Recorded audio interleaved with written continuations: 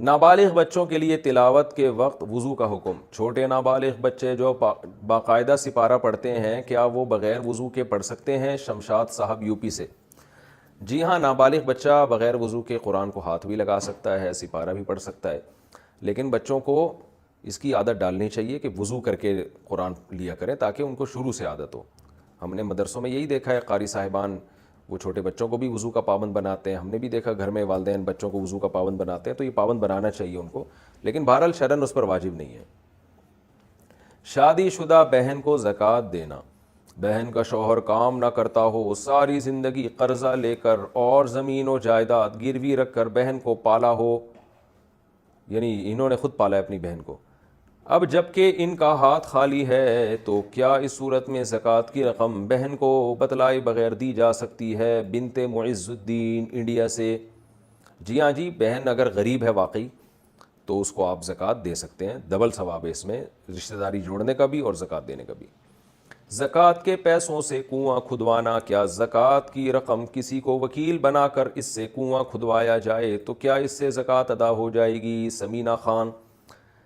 کسی کو وکیل بنا کے تو نہیں ہوگی، کسی کو مالک بنا دیا آپ نے زکوٰۃ کا، پھر وہ اس سے کنواں کھود دے اپنی اس رقم سے تو جائز ہے، پھر زکوٰۃ بھی ادا ہو جائے گی، کنواں بھی کھد جائے گا۔ لیکن اس میں ضروری ہے کہ جس کو مالک بنایا ہے وہ اس کو اس رقم کا اپنے آپ کو حقیقت میں مالک سمجھے۔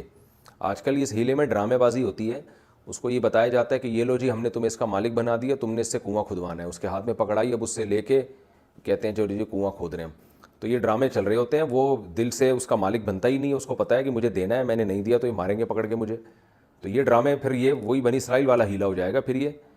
تو اس لیے ہیلے کا مطلب یہ ہوتا ہے جو شرعی ہیلا ہوتا ہے کہ حقیقت میں وہ اپنے آپ کو مالک سمجھے اور پھر اپنی خوشی سے، دل کی 100% خوشی اور اطمینان سے وہ کنواں بنائے، لیکن آج کل ایسا ہوتا نہیں ہے۔ غریب آدمی کو آپ زکوٰۃ دیں گے، وہ دل کی خوشی سے کنواں کہاں بنائے گا؟ وہ کہے گا یار میں اپنے گھر کے 10 میرے خرچے ہیں، میں تو یہ تو لینڈ لارڈ لوگوں کا کام ہے کہ کنویں خرید کے وقف کرنا یا کنواں بنا کے وقف کرنا، تو اس لیے ایسے ہیلے کرنے نہیں چاہیے، ویسے ہی کنواں بنوا دیں صدقہ جاریہ کے لیے۔ قرض لوٹاتے وقت خوشی سے زیادہ رقم دینا۔ کیا قرض دار کا قرض خواہ کو قرض واپس کرنے کے وقت اپنی خوشی سے کچھ اضافی رقم دینا شرعاً جائز ہوگا؟ عبداللہ صاحب 4 صدہ سے۔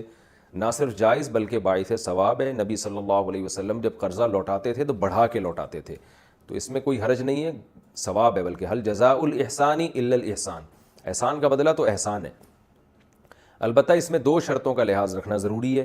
پہلے سے اگر ایگریمنٹ کر لیا تو یہ سود ہو جائے گا کہ بھئی میں آپ مجھے قرضہ دے رہے ہو تو میں بڑھا کے لوٹاؤں گا، تو یہ تو خالص سود ہے۔ دوسرا یہ کہ اگر آپ کے بارے میں لوگوں میں یہ بات مشہور ہو جائے کہ بھئی یہ جب بھی اس کو پیسے دیے جائیں تو یہ بڑھا کے ہی لوٹاتا ہے، اور یعنی المعروف کالمشروط، جو چیز عرف میں آ جاتی ہے نا وہ بھی ایک شرط کی طرح بن جاتی ہے۔ اب سب کو پتہ ہے کہ بھئی اس کو 1 لاکھ دیں گے تو یہ 1,05,000 ہی واپس کرے گا، اور آپ بھی اخلاقی طور پر اب اپنے آپ کو مجبور سمجھنے شروع کر دیا آپ نے کہ یار لوگوں میں مشہور ہے، اب میں نہیں دوں گا تو یہ بھی ایک بے شرمی کی بات ہوگی، لوگ مجھ سے امیدیں لگا کے بیٹھے ہوئے ہیں۔